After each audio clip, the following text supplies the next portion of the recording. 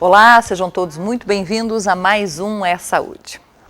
Com a chegada do frio, antes da hora, muitas pessoas têm reclamado que o humor não anda lá essas coisas. Ou pior ainda, andam compulsivas por comidas diferentes, por muito doce, por muito açúcar. Ou ainda, as pessoas que já apresentaram ou que têm tendência à depressão, a doença começa a aparecer. Hoje, para falar um pouquinho sobre esse mix de assuntos aí, estamos recebendo o psicólogo Edgar Ranf. Seja bem-vindo, tudo bem? Muito obrigado, Fabiana. É um prazer estar contigo de novo. Falei certinho? As pessoas que já tiveram ou que têm uma tendência à depressão, existe isso? Tem pessoas que têm tendência? Tem pessoas que têm um histórico familiar de depressão, tem algumas... Sim, pode dizer que tem tendência, sim. O inverno, as pessoas têm mais depressão? No inverno, as pessoas têm muito mais coisas do que depressão, na realidade. Pensa, qual é o motivo que leva a pessoa a se sentir bem no inverno? O que a pessoa faz para sentir prazer no inverno, para se sentir bem, para se sentir acolhida? Se enche de roupa, se entope de comida calórica, gruda no aquecedor, liga o ar-condicionado no máximo. Então, há um componente físico, um componente psicológico nesse mal-estar do inverno. E há mesmo um mal-estar no inverno, há uma deficiência afetiva sazonal que é típica do inverno, mas já chego nisso. Antes, o aspecto físico. Tá. No inverno, o que a pessoa faz quando o frio está muito grande? Os músculos se retesam. Então, a pessoa fica mais apertada, dolorida, tensa. Isso não é bom, isso não é agradável, isso não é confortável para ninguém em nenhuma circunstância. Certo. Então, são desenvolvidas várias estratégias para superar esse desconforto físico. Quando o desconforto físico é repetido, é frequente, é consistente, é sistemático, ele passa a se constituir num desconforto emocional e, portanto, psíquico. Começa com o físico, Pode e depois que passa para o emocional. Nossa, está escuro. Os dias com muito menos luminosidade. Isso leva, nas regiões mais temperadas, mais ao sul, aqui no hemisfério sul, e muito mais ao norte, em países onde a insolação é muito menor que aqui, há um aumento nos casos de distimia, de depressão leve, nos períodos de inverno. Por quê? Porque você não tem acesso ao sol, você não tem insolação.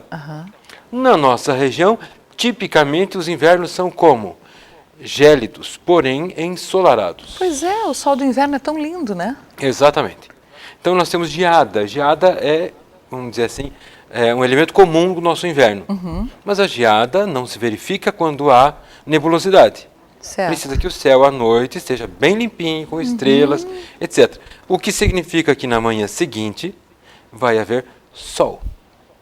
Então, a exposição ao sol pode ajudar nessa disfunção afetiva sazonal, nesse transtorno sazonal. Tá, mas isso tem alguma idade específica? Por exemplo, tem, os desde idosos que a são pessoa mais... nasce até a hora que a pessoa morre.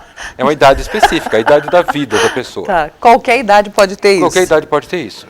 Tá, não apresenta no maior número em idosos ou em pessoas que estão ativas, trabalhando? Não. Não. Ocorre que há outras situações que podem levar a um quadro depressivo. Especificamente essa questão do inverno, não. Certo. Os idosos sentem mais? Sim.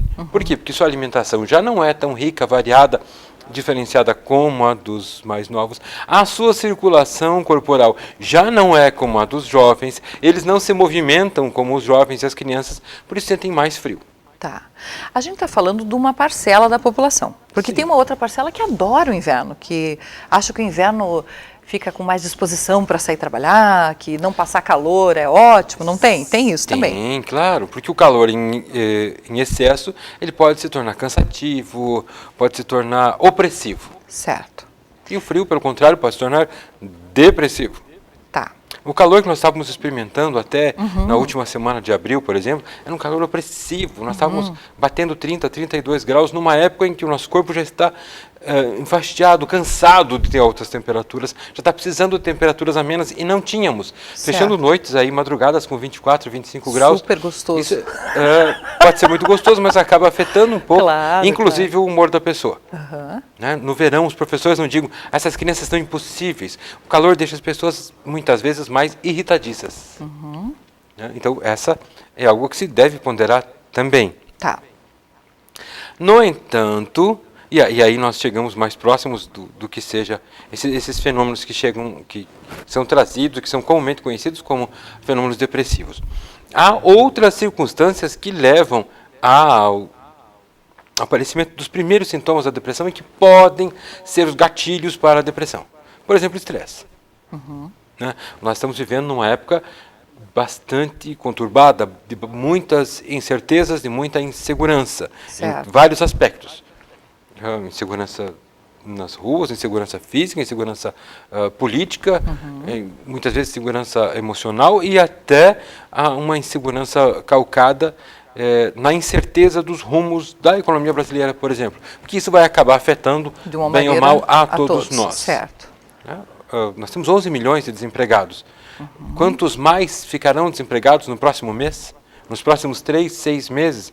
Então, essa angústia, essa ansiedade, essa preocupação, sim, ela pode ser um elemento que vai, aos poucos, alterando a química cerebral, a produção de hormônios, o estado de espírito das pessoas e vai, sim, facultando que surjam quadros depressivos. Então, nem sempre tem a ver com o frio. Muitas vezes foi essa Não, coincidência da época com a situação. O frio é uma questão muito específica e muito clara. E é fácil... o que acontece nessa questão bem sazonal do frio? Tá. Quais são os seus sintomas mais claros? A vontade de ficar deitado, dormindo e esquecido. Ou seja, aquecido. Certo. Segundo, uma alimentação muito rica em açúcares e carboidratos. O telespectador pode pensar, essa noite está um pouco friozinho, batata, massa, Sopa pizza, bem quentinha, sopa, pinhão. Que são café quentinho, quentão. Por essência, são coisas com elevado teor calórico. Muitos açúcares, muitos carboidratos. Certo. Então, tem essa elevação nisso. E também uma tendência ao recolhimento. É óbvio, por que uma tendência ao recolhimento? Quem vai fazer um luau no inverno? Tá. Quem vai sair e se envolver? Não, você está fisicamente constrangido pelo frio. Tá, mas até que ponto ou em que ponto o telespectador vai poder diferenciar que ele está passando por um quadro, não sei se posso falar, preguiçoso, ou se ele está com depressão? Vamos dizer que esse transtorno transitório e sazonal é uma depressãozinha. Não chega a ser, isso não é uma tecnicalidade, mas é um estágiozinho, é uma distimia, é uma mudança de humor, sim. Né? Mas preciso procurar um médico quando eu estou nessa fase? Não. Precisa ter cuidado com a alimentação, evitar o desconforto térmico, isso é muito importante, e, essencial, exposição ao sol. Ir ao sol. Ir ao sol, exposição ao sol, e atenção, exposição ao sol matinal. Tá, De porque manhã. ele é melhor. Porque ele é melhor. Entendi. Exposição ao sol matinal. Vai para o sol pela manhã. Tá. 8 horas, 9h30, a hora que tiver sol, vai para o sol. Quanto mais cedo tiver sol, mais cedo melhor. Por quê? Porque a tua disposição é outra. Ficar na cama coberto com maços de cobertor até o meio-dia e aí achar que o mundo não está funcionando, nunca vai ser muito agradável. Durma as tuas horas regulamentares, não há mais. Certo. Né? E por falar em dormir, tem uma coisa que é um grande engano. As pessoas imaginam que no domingo, por exemplo, no feriado, dormindo até mais tarde, vão estar compensando pelos dias que não dormem. Bobagem. Não vão? Não vão. Você pode estar cansando mais o corpo por ele estar numa posição que ele não está acostumado. Você pode estar se sentindo obrigado a descansar e o teu corpo talvez não esteja precisando desse descanso. A tua mente não esteja precisando desse tipo de descanso. E você está ali, não, vou ficar na cama até meio-dia. Você precisa disso? Mas, Edgar, tem pessoas que ficam esperando chegar o domingo para poder fazer isso. E veja como elas acabam fazendo opções que podem ser discutíveis, ou que são discutíveis. Elas optam pela sua própria individualidade, trocando a interação, que pode ser rica, que pode ser proveitosa, que pode ser satisfatória, por um carinho pessoal que de todo pode ser substituído. Tá, mas não que isso faça mal. Não, mal não faz, mas não se traduz em nenhum tipo de benefício. Você não recupera o sono, você não recupera o cansaço. A mudança dos hábitos, você interromper a rotina ao final de 6 dias, ter uma nova rotina com algumas alterações nos seus afazeres, especialmente nos seus afazeres intelectuais, né? E isso sim pode provocar uma retomada de ânimo, um revigoramento bastante importante. Mas se ficar dormindo o domingo inteiro, porque você tem que trabalhar de segunda a sábado, em absoluto isso não vai te ajudar. Ok. Bom, nós estamos conversando aqui com o psicólogo Edgar Hanff. Estamos falando primeiro de frio, né? Dos sentimentos que as pessoas apresentam no frio. E uma das perguntas que vieram era exatamente essa. Por que é que no inverno as pessoas têm mais depressão? Tá certo? Tá certo. Tem, por isso tudo que você está falando? É um distúrbio afetivo sazonal, não é uma depressão, porque o quadro depressivo, a depressão maior, a depressão clínica, é uma coisa muito mais severa do que essa tristeza, do que esse mal-estar, esse desconforto. Certo. Tá. Muito, muito mais severo. Nós vamos para um intervalo rapidinho e no próximo bloco vamos tentar responder algumas perguntas que vieram através dos internautas. Feito? 2 minutinhos, a gente já volta.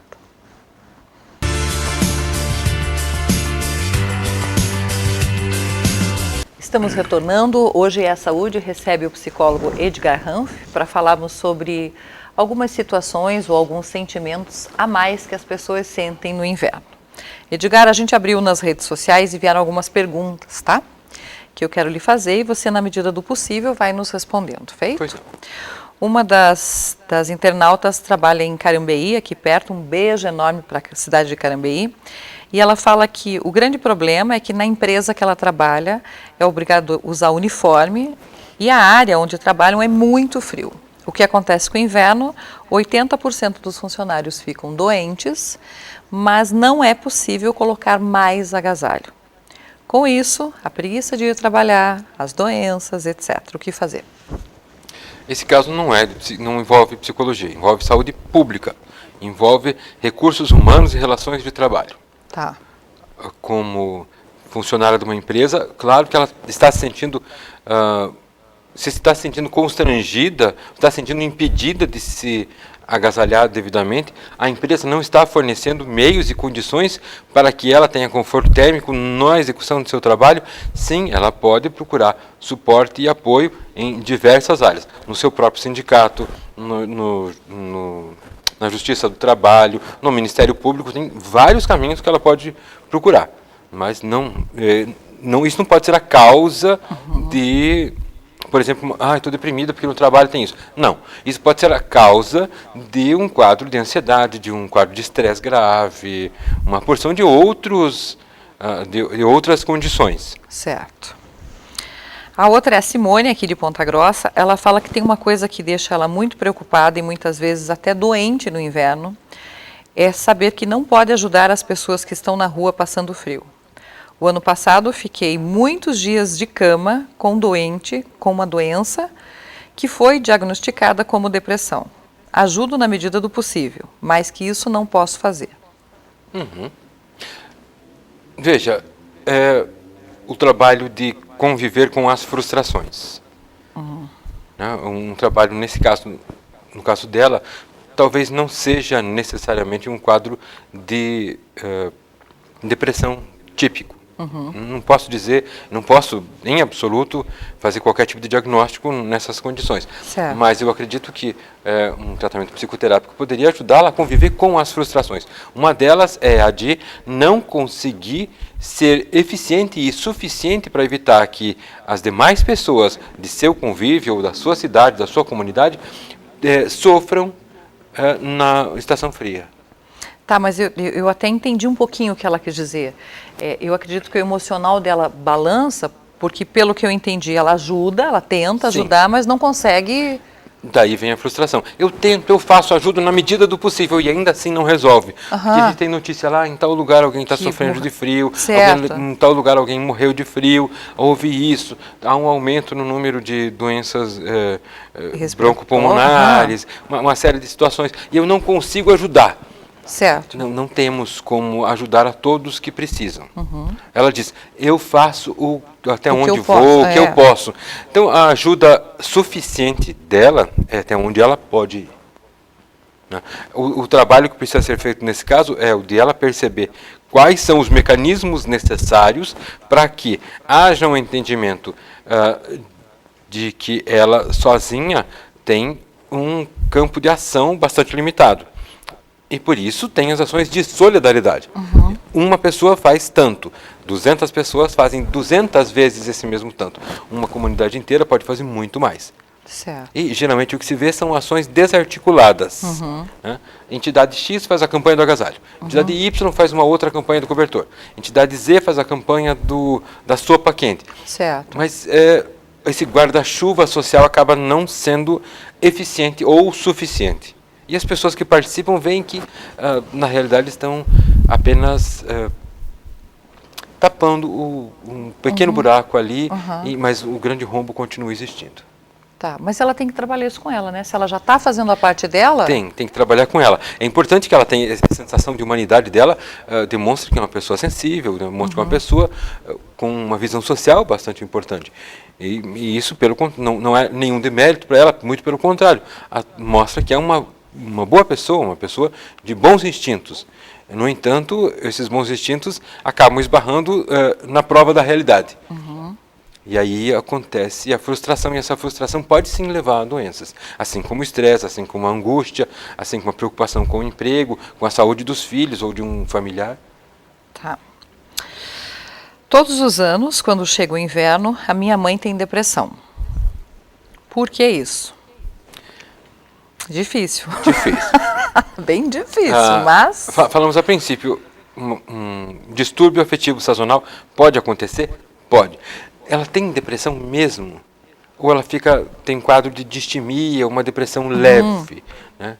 Porque a depressão maior, o quadro depressivo mesmo, aquele que enseja muita preocupação, é aquele em que a pessoa tem prejudicadas as suas funções sociais, laborais, que ela não encontra mais nenhum tipo de satisfação nas coisas que usualmente lhe davam prazer. Tá, por exemplo? Comer. Por exemplo, se relacionar com a família. Tá. Quando a pessoa se isola... Não quer nada com nada. Não quer nada, não quer contato, não quer conversa, não quer televisão, não quer vivência, não quer convívio, não quer interação.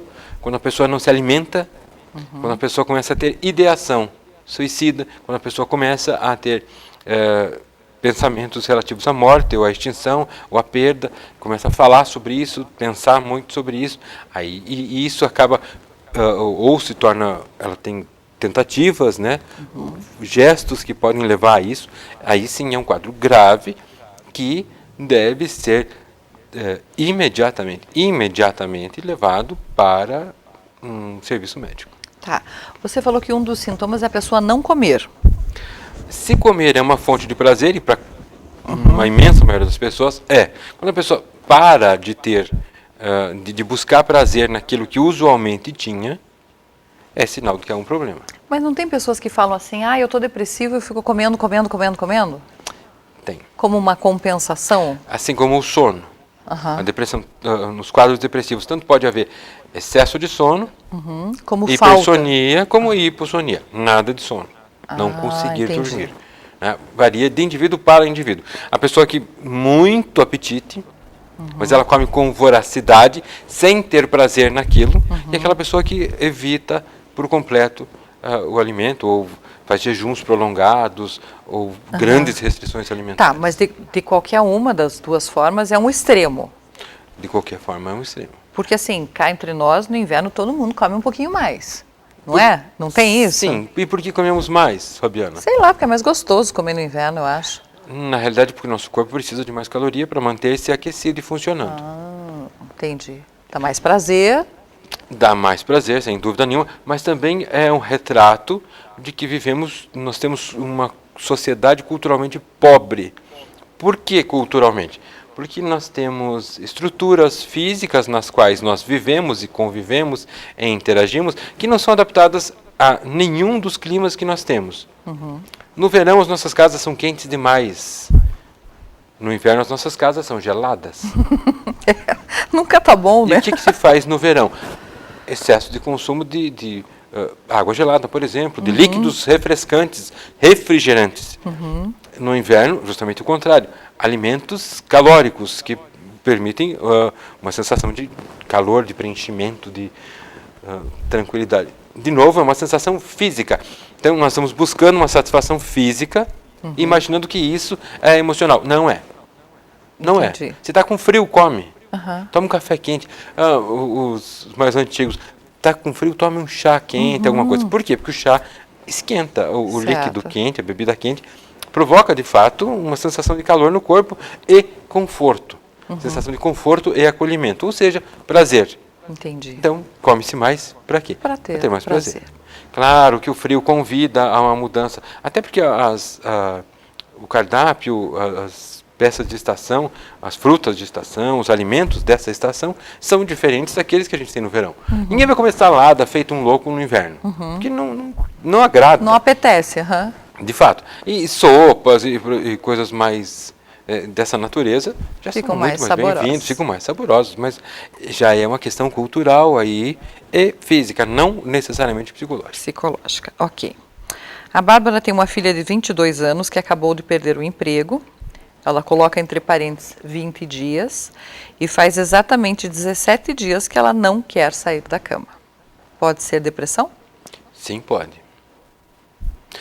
Pode ser, mas só esse sintoma, em absoluto, não permite a ninguém mesmo, Dar esse diagnóstico. aham. e de jeito nenhum poderia dizer agora um diagnóstico a respeito dela. Mas pode. Qual é a diferença de tristeza profunda e depressão? Porque isso pode ser uma Quando você tristeza está muito triste, grande. você não tenta se mutilar, não tenta se machucar, você não pensa necessariamente em morrer. Quando você está triste, você consegue ainda, eventualmente e gradualmente, ir reencontrando o prazer nas atividades que usualmente te davam prazer. Vou dar um exemplo. Uma família que sofre uma tragédia que perde um de seus membros. Né? Logo depois desse episódio, o que acontece? Há um fechamento brutal. Os sentimentos ficam encanecidos, a pessoa fica com muito menos fluxo emocional, a pessoa fica triste, fica chateada, fica aborrecida, sofre de verdade. Né? Sofre, está sofrendo. Isso é uma depressão? Não, é sofrimento, é luto, ela está Certo. desenvolvendo. Com o passar do tempo, e pode parecer frio isso, mas a natureza, nossa própria natureza, faz com que nos acostumemos a determinados quadros. Em alguns aspectos isso é muito ruim, em outros é muito bom. Quando há essas tragédias familiares, ou quando se perde um familiar mesmo, com o passar do tempo, aquela ideia vai passando, vai começando a fazer parte Do seu dia a dia. da nossa rotina. Então já não nos choca tanto, já não nos magoa tanto. É como se a dor ficasse menor, né? Mais Isso. suportável. E aí voltamos a viver novamente. A buscar prazer nas coisas, a ter interações com outras pessoas, a admitir sorrisos, a admitir brincadeiras. Nós voltamos aos poucos a ter um ritmo normal. A pessoa que está num quadro de depressão grave não reencontra isso. Não reencontra. Tá. Pelo contrário, é um abismo cada vez mais fundo, cujo fundo é geralmente o suicídio ou a tentativa de. É super sério, né? Muito, muito sério. Se a menina está há 20 dias, 16 dias de cama, ela está passando por um estresse terrível. Ela está passando por uma condição muito, muito ruim. Um antidepressivo pode ajudar ela? Não sei. Um ansiolítico pode ajudar ela? Provavelmente, mas teria que um psiquiatra ou um médico dessa ordem, um neurologista, para investigar e recomendar isso. Tá. É verdade que a pessoa que teve um episódio depressivo tem maiores possibilidades de ter o segundo episódio? Sim. Por quê? Isso tem a ver com genética? Não. Pode ter. Pode ter com genética, embora não seja determinante. Por que uma pessoa que teve pode voltar a ter? A depressão, o quadro depressivo é constatado clinicamente, cientificamente, pela alteração química do cérebro. Se a pessoa teve uma vez, as condições para que aquilo volte são pré-existentes. Uma pessoa que nunca teve depressão pode passar a vida toda sem ter depressão. Uma pessoa que já teve depressão pode naturalmente ter. Por quê? Porque as condições para que aquele desequilíbrio químico no cérebro ocorra são pré-existentes nela. Ela tem predisposição? Não, mas ela tem todas as condições para isso. Então, sim, há um percentual bastante significativo de reincidência nesses casos. Pode apresentar, sim. Pode não apresentar, quer dizer que vá ter, mas nenhum. pode apresentar ter. A próxima pergunta eu achei muito legal, porque a pessoa fala que ela é uma pessoa pública, inclusive trabalha com comunicação, e já faz 20 dias que ando me sentindo muito mal. Não tenho vontade de comer, não tenho vontade de sair trabalhar, nem tampouco conversar ou estar junto às pessoas em público. Pode ser depressão? Pode. É depressão? Não sei, não posso dizer. É muito pouca informação para que isso seja determinado, que esse quadro seja definido. É impossível fazer um diagnóstico com base nisso. Né? Pode ser? Sim, pode. Você acha que é... E como que ela faz? Ela deve procurar alguém para conversar, para fazer uma avaliação, para saber se é isso? Deve. Ela pode procurar tanto um psicólogo quanto um psiquiatra. Entendi. Esses dois profissionais podem ajudá-la a ter uma clareza maior das suas condições, e o psiquiatra e o psicólogo, se perceber, se diagnosticar com um quadro típico de depressão, vai encaminhá-la de fato para um psiquiatra para que haja a complementação medicamentosa, que faço questão de lembrar, essencial nesses casos. Um desequilíbrio químico no cérebro que provoca a depressão não muda só com terapia ou com boa vontade, de jeito nenhum. Precisa sim ter uma ajuda química para que esses níveis voltem aos padrões normais e a vida da pessoa possa ser preservada e voltada à normalidade. Tá. A outra internauta fala que o grande problema que ela sente é que o marido diz que depressão é coisa de quem não tem o que fazer. E eu achei isso muito relevante para nós conversarmos, como esse programa tem a função de tentar levar uma melhor qualidade de vida para as pessoas que assistem. Eu sei que depressão é uma doença muito séria e que muitas pessoas acabam tendo que conviver com essa doença e levam a situações mais graves, justamente pela família ou pelo parceiro achar que depressão é coisa de quem não tem o que fazer. Sim. A depressão traz consigo um estigma de falta de vontade, falta de força de vontade. Então, um familiar, um amigo, um conhecido vê uma pessoa deprimida e acaba dizendo, não saia disso, você pode, vamos trabalhar, olha o sol lá fora. Gente, você tem tudo. O deprimido não quer ver o sol lá fora.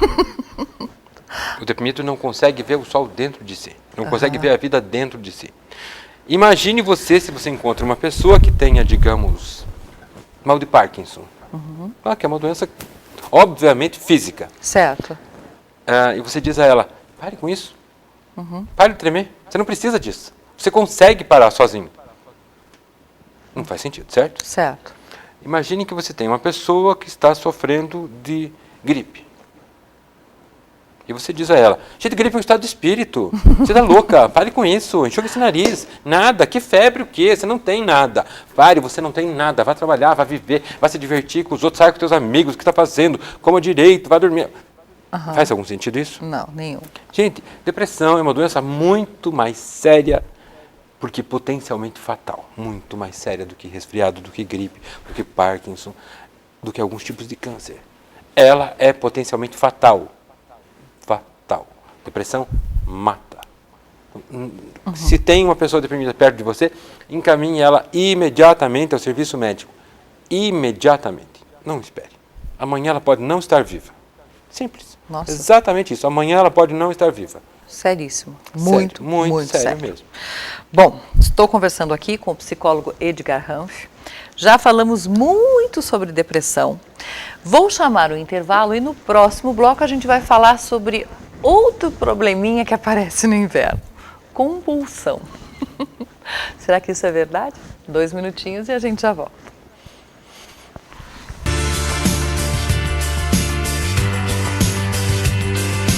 Estamos retornando. A Saúde hoje está recebendo o psicólogo Edgar Hanf.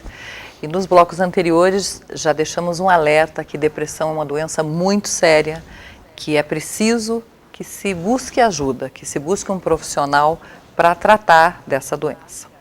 Mas com o frio chegando, várias pessoas se queixaram sobre a compulsão, Edgar. Compulsão por alimentos. Por que é que as pessoas comem tanto no inverno? E não só para se aquecer. Algumas pessoas falam que não conseguem ter prazer se não estiver comendo, sei lá, 10, 12 horas por dia. De fato. De que forma as pessoas têm prazer? O mecanismo do prazer para as pessoas. Quais são as 2 portas principais do prazer para a pessoa? Alimentação e sexo. Pronto. Né? Antes de começarmos o programa, no intervalo você brincava comigo, né, que no inverno as pessoas não querem pensar em sexo, porque está frio e tal, greve, aquela questão toda. De fato. Não? Preguiça, às vezes é preguiça. Preguiça, ai, está frio, meu Deus, que coisa horrível. E aí, qual é a porta do prazer que sobra? Comer. Comer. Tá, mas até que ponto isso? Porque eu não... E isso é doentio. Tá, e eu não falo assim só esteticamente falando, porque a pessoa pode até ganhar uns quilos, depois fazer Da pele. perder, enfim. Até que ponto isso é prejudicial para ela, para a pessoa mesmo, não só para a estética dela?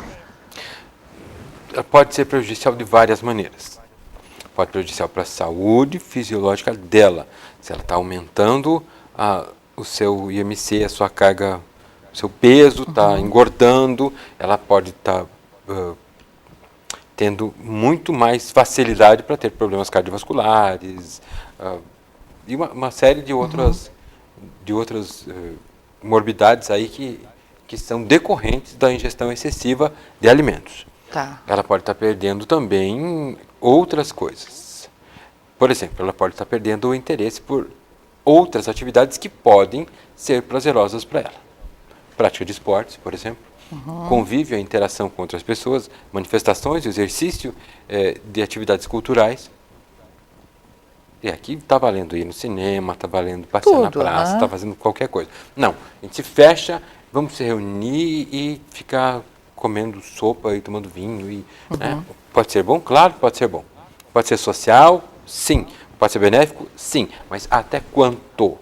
Tá. A medida é sempre até que ponto isso está incomodando a minha vida social, afetiva, conjugal, relacional e laboral. Tá. Se isso está incomodando, se eu estou no trabalho e não consigo parar de comer, ou seja, eu tenho que parar o meu trabalho, seja lá que trabalho tem pessoas seja. Que trabalham com comida ao lado. Comer, tem um problema. Tá. Se eu não posso me encontrar com uma pessoa, conversar com uma pessoa, sem fazer aquela outra atividade, seja ela comer, beber, fumar ou alguma coisa, você tem algo aí está um errado. caso de compulsão. Tá. Deixa eu aproveitar esse gancho que você falou em fumar e beber. Algumas pessoas também no inverno bebem muito mais. Sim. Com essa falsa sensação que a bebida vai aquecer. Não é tão falso assim. As bebidas, especialmente os destilados, aquecem mesmo, porque eles têm uma concentração calórica bastante elevada. O vinho, por causa do seu tanino, da sua própria natureza, ele também provoca aquecimento. O vinho tinto, tá? A sensação de aquecimento, o rostinho fica vermelho, as mãozinhas ficam vermelhas. Sim, você se sente mais aquecido quando toma um copo de vinho, ou 2 ou 3 no inverno. Você se sente mais aquecido. É um conforto físico. Tá. E ao mesmo tempo é uma sensação de prazer. Tá, mas e até que ponto isso pode ser compulsivo? Por exemplo, uma pessoa que não consegue ficar uma noite sem tomar uma garrafa de vinho. Aí não é um quadro de compulsividade. Aí muito provavelmente nós estamos diante de um quadro de alcoolismo. Ah, tá. Que é diferente. Que é diferente. Não posso ficar sem, já é dependência, não é compulsão. É diferente. É diferente. Aí nós temos um quadro, especialmente do álcool. O álcool provoca dependência física e psicológica. Certo. Tá? Então aí nós temos um quadro de dependência E é outra doença. Aí é a doença do alcoolismo, ou etilismo, né? Mais recentemente se fala. Não, uma pessoa toma um cálice de vinho toda noite. Qual é o problema com isso? Ótimo, beleza. Nenhum problema com isso. Pelo contrário, não há problema com isso. Ah, está incentivando o consumo de bebida alcoólica? Não. Por favor, só maiores de 18. E é um cálicezinho, tá? Beleza. Um cálicezinho não é uma garrafa. Né? Tá. E uma garrafa também não é um garrafão. Certo. Né? E é uma coisa que seja... Só lembrando, se a pessoa está fazendo uso de medicamentos psicotrópicos, seja para ansiedade, seja para depressão, contentores de estresse, diversos tipos de medicamentos, indutores de sono, hipnóticos e tal, não deve misturar isso com bebida alcoólica, mesmo que esteja muito frio. Tá, por quê? O que pode acontecer? Porque muitas vezes, em muitos desses medicamentos, o álcool potencializa os efeitos. Tanto do remédio, quanto o remédio potencializa o efeito do álcool. Ah, entendi.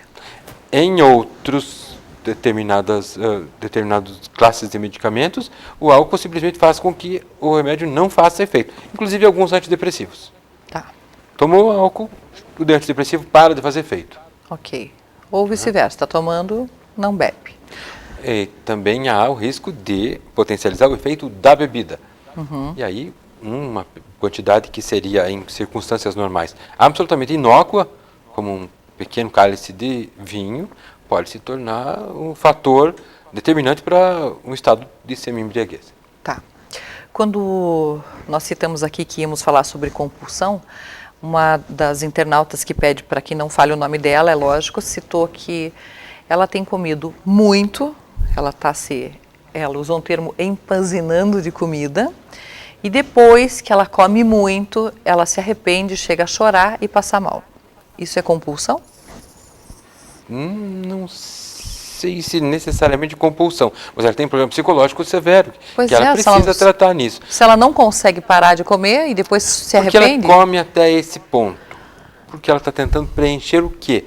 Onde está o vazio afetivo na vida dela que está levando ela a buscar esse tipo de compensação? Tem isso mesmo? As pessoas trocam a falta de alguma coisa por comida? Sim. A comida dá prazer, a comida te completa, a comida literalmente te preenche. Ter uma discussão antes do almoço e depois do almoço é muito diferente. Vou dar um exemplo para você muito claro que o espectador com certeza já passou por isso. É melhor discutir antes do almoço ou depois do almoço? Sempre depois. Ah, é? Você está mais tranquilo, mais calmo? Dificilmente você vai brigar com alguém depois do almoço. Mas um exemplo muito claro, quando você está com bastante fome. Tá. Muita fome mesmo. A gente fica irritado. Você vai no restaurante, tem que esperar uma fila imensa, quer nem saber, chega o cardápio, olha, de repente, tudo aquilo parece ótimo, quero isso e aquilo, fecha o cardápio, entrega, espera que venha a comida, come rapidamente. Se satisfaz com aquilo. Aí pede a conta. Pede a conta e olha, mas que absurdo isso. Caríssimo. Não, isso não está certo. Nem prestou atenção no preço. E se prestou atenção, achou que valia a pena antes do almoço. Certo. Depois do almoço, a conta parece altíssima. Por quê? Porque passou a tua necessidade, passou a tua fome, passou a tua angústia de se alimentar, de se sentir bem, de se sentir preenchido, de se sentir integrante, de desenvolver aquele ritual do almoço, do jantar, da refeição que seja. Aí passou. Então, quantas pessoas depois se surpreendem com o preço da conta? Não prestaram atenção antes. Não, e no meio lá, traz outra cerveja, traz mais alguma coisa. Você está naquele embalo, você não para pensar. Porque está agindo movido basicamente por instintos. Ou movido por compulsão. Quero mais, venha. Essa internauta que come depois se arrepende, ela tem um quadro limítrofe. Se ela passar desse arrependimento e do choro, e se esse choro for constante, sim, ela tem um quadro de transtorno alimentar grave e precisa ser tratada. Tá. Existem pessoas que a gente vê, né? É uma coisa visível, que estão com sobrepeso enorme, já estão com dificuldades no seu dia a dia de locomoção ou mesmo estão adquirindo outras doenças que vieram por causa da obesidade e mesmo assim não conseguem fazer uma dieta alimentar. Sim, isso é muito comum. Lembremos sempre que a obesidade é uma epidemia. A população está ficando... Toda a população está. obesa. Nós temos uma alimentação hipercalórica e movimentação de menos. Quase todos nós, brasileiros, somos alimentados demais. Ingerimos muitos alimentos, não necessariamente com a qualidade e a diversidade necessária, e nos movimentamos de menos. Ou seja, nós agregamos muitas calorias e não as Ingerimos e não consumimos. perdemos. Tá. Né? Não consumimos, simplesmente não consumimos. O que isso representa? Um aumento no índice de massa corporal, obesidade, sobrepeso, peso excessivo e as comorbidades daí decorrentes. Porque aí começam a vir as doenças agregadas a ela, né? Hipertensão, diabetes, colesterol, enfim. O risco de infarto aumenta, o risco de acidente vascular encefálico aumenta bastante, doenças relacionadas ao sistema gástrico como pancreatite, diabetes, fígado, vesícula, estômago, intestino. A lista é muito, muito grande mesmo. Tá. O nosso horário está quase chegando ao final e eu não posso deixar esse último bloco sem fazer as perguntas que o telespectador de casa está me fazendo agora. Que é assim: como prevenir a depressão? Existe? Não. Não posso prevenir a depressão. Eu posso, aos primeiros sintomas de depressão, que a gente já falou várias vezes, né? São distúrbios de sono, principalmente não encontrar prazer nas atividades em que normalmente tinha prazer. Problemas relacionais, evitar o relacionamento, pensamentos, ideação suicida, pensamentos de morte, diálogos nessa natureza e alterações frequentes de humor deprimido por um período maior do que 2 semanas, são alertas. São sinais de alerta bastante sérios e que precisam ser considerados. Como se fosse uma febre alta. Tem que procurar o médico. Procurar ajuda. Depressão tem cura? Sim. Eu estou sendo... Sucinto. Não, eu estou sendo extremamente otimista. Há algumas correntes, de alguns teóricos, de alguns pesquisadores que dizem que essa cura é temporária. Mas não, a depressão é um quadro em que há um desequilíbrio químico no cérebro. Tá. Quando você alcança novamente, quando você reequilibra essa química do cérebro, você não tem um quadro depressivo. Tá.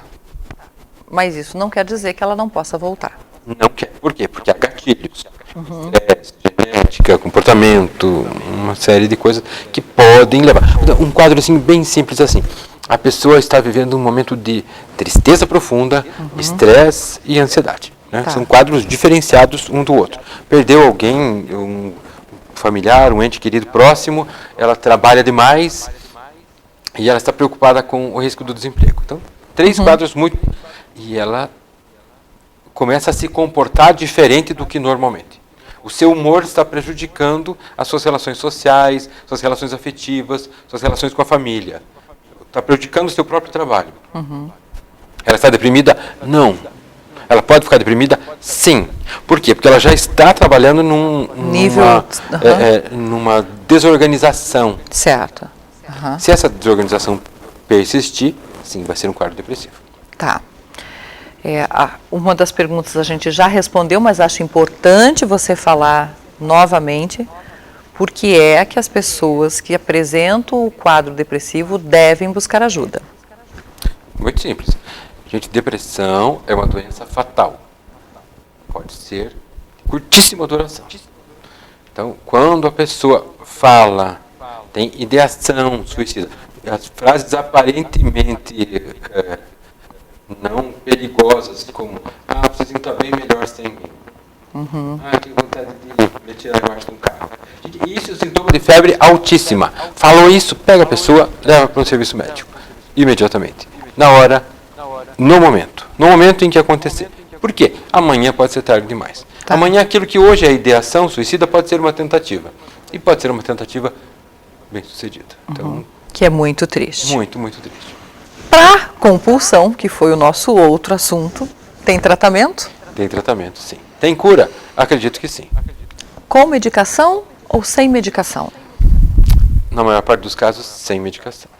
Por que é que as pessoas se automedicam principalmente o que diz em relação à alimentação. Você quer ver um exemplo? A onda do emagrecimento. Todo mundo começa a comprar remédio pela internet, tomar remédio, né?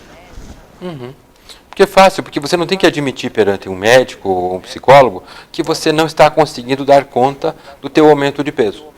Então você está preservando a tua autoestima. Porque quando nós vamos no médico, nós estamos reconhecendo que não conseguimos cuidar da nossa máquina, do nosso corpo. Quando você vai no psicólogo, você diz assim, eu não estou conseguindo resolver meus problemas, eu preciso resolver meus problemas, eu quero resolver meus problemas, me ajuda? Quando nós não queremos fazer isso, quando nós recusamos a ideia de que podemos e precisamos ter apoio, auxílio, ajuda externa, a gente recorre a esse tipo de estratégia que pode ser extremamente danosa. Que é muito perigoso e tem o efeito sanfona, o efeito rebote, né? Quando funciona. Quando funciona. Por exemplo, dietas restritivas. Né? Eu detesto dietas restritivas porque eu vejo quão mal elas fazem. Funciona? Claro que funciona. Pare de comer carboidrato por uma semana, você vai emagrecer. Sim, você vai emagrecer. Vai fazer muito mal para o teu corpo e para a tua mente. Para o teu hálito, para a tua condição social, vai fazer mal para a tua relação afetiva, vai fazer muito mal. Vai funcionar? Vai. E daí, passou essa semana, você vai voltar a comer carboidrato, o que vai acontecer? Vai engordar de novo. Nada pode ser, né, os extremos, né, Edgar? O radicalismo tem que ser evitado. Tá. Edgar, para finalizarmos nosso bate-papo hoje, que dicas, sugestões você dá para quem está em casa morrendo de frio, passar bem esse inverno aí com mais energia e mais bom humor? Ótimo. Sempre que possível, aproveite a fonte natural de calor. Aproveite o sol. O sol das primeiras horas da manhã vai te ajudar e bastante. Vista-se adequadamente. Vista-se adequado para a temperatura. Se você tem chuva, proteja-se da chuva. Se é muito vento, proteja-se do vento. Se é só o frio, o estado frio, a situação fria, o ambiente frio, tem roupas específicas para isso. Resista à tentação de manter a casa fechada para que o calor de dentro não saia ou para que o frio de fora não entre. Durante o dia, quando você não está em casa, tente deixar a casa arejada, limpa e ventilada. Por que isso é importante? Para evitar que os vírus fiquem lá dentro, para evitar que a formação de mofo, para evitar bactérias, para evitar uma porção de coisas. Tenha um padrão de vida adequado. Não significa manter a casa trancada, fechada, suada. E procure sempre ambientes em que haja conforto térmico. Aquecedor, lareira, churrasqueira, se for o caso, ar-condicionado, o que for possível para se manter bem. Ok. E cuidado com o que come. Moderação. Bom, eu conversei aqui com o psicólogo Edgar Ranf. Se você tem alguma dúvida, quer bater um papo, quer agendar um horário, você pode ligar para 42, aqui em Ponta Grossa, 9101-1909, 9101-1909. Eu quero te agradecer mais uma vez. Quero contar para vocês que o Edgar é um dos especialistas que escreve aqui na nossa revista. E você pode ler todas as outras edições, inclusive essa atual, através do nosso site, fabianapurelas.com.br. Obrigada, viu? Prazer te receber. Foi um prazer estar aqui. Bom, eu termino o programa agradecendo muito a sua audiência, agradecendo a equipe da ETV que leva o programa até você e convidando você a ficar ligadinho em nossa programação. Fiquem todos com Deus, saúde e paz. Tchau, tchau.